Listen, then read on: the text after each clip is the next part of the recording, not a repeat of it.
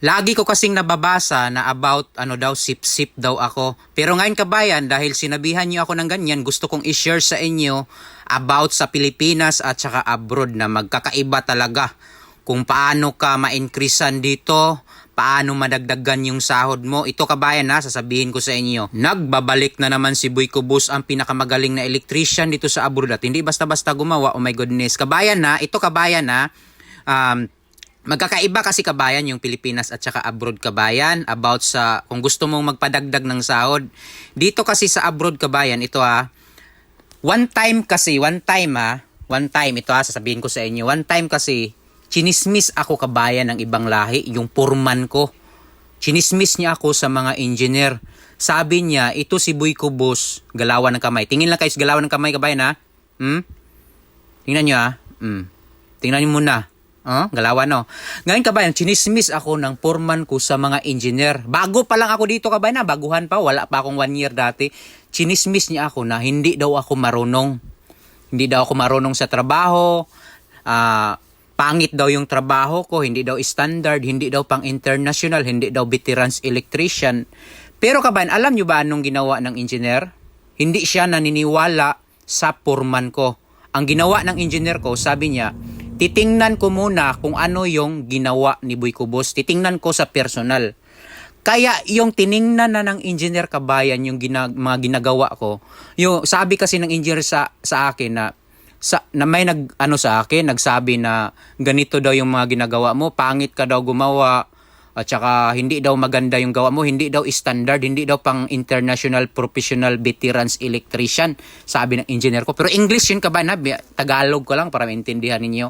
Ngayon kabayan, sinikrito pala ng engineer, hindi ko alam, sinikrito pala ng engineer na kung saan ako nagtatrabaho, tinitingnan pala niya kapag umuwi ako sa bahay, tinitingnan ba?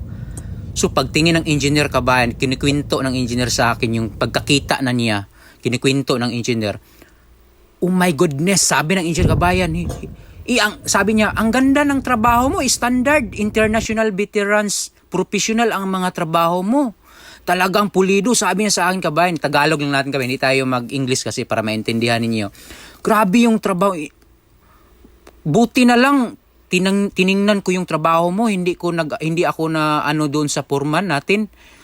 Tinawag niyang foreman kabayan, pinatawag niya. Sabi niya, tingnan mo nga yung trabaho ni Boy Cubos. Bakit sabi mo pangit yung gawa niya? Tingnan mo, international ang mga galawan niya sabi ng engineer kabayan. Saan ba dito ka ang problema niya? Napahiya yung foreman kabayan, pinahiya kabayan. Pinagalitan yung foreman sa engineer ko. Sabi ng engineer ko na, tingnan mo ang trabaho niya.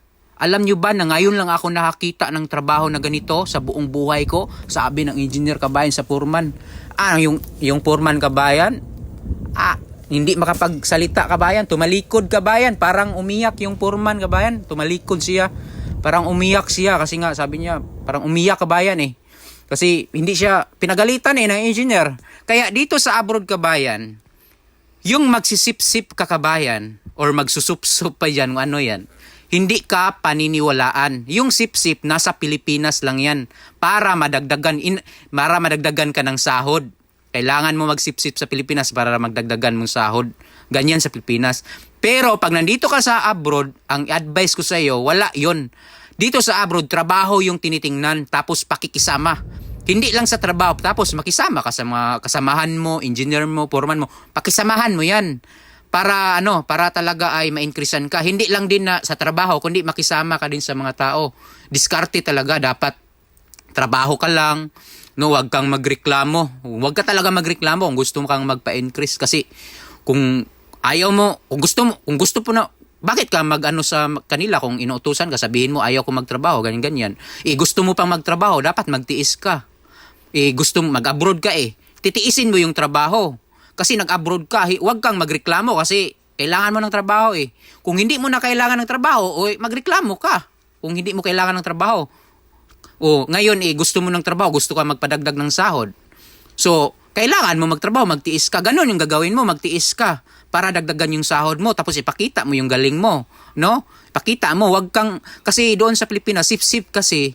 Tapos, wala man sa gawa yung sip-sip dyan. Iba kasi dito sa abroad kasi nga trabaho yung tinitingnan. No, trabaho yung tinitingnan dito para talaga ay madagdagan. Alam nyo ba kabayan, dinagdagan ako ng engineer ko. No, pagkatapos ng 2 years contract ko, dinagdagan ako ng 500 reals. Sabi ko, sir, bakit ang laki? Dapat 200 reals lang, sir, ang idagdag mo sa akin. Sabi niya, kulang pa nga yan. Gusto ko nga 1,000 reals yung idagdag ko sa'yo, pero hindi kasi sa taas, kailangan 500 na lang. Gusto ko, 1,000 yung idagdag ko sa'yo pero inano kasi sa taas sa company na 500 na lang.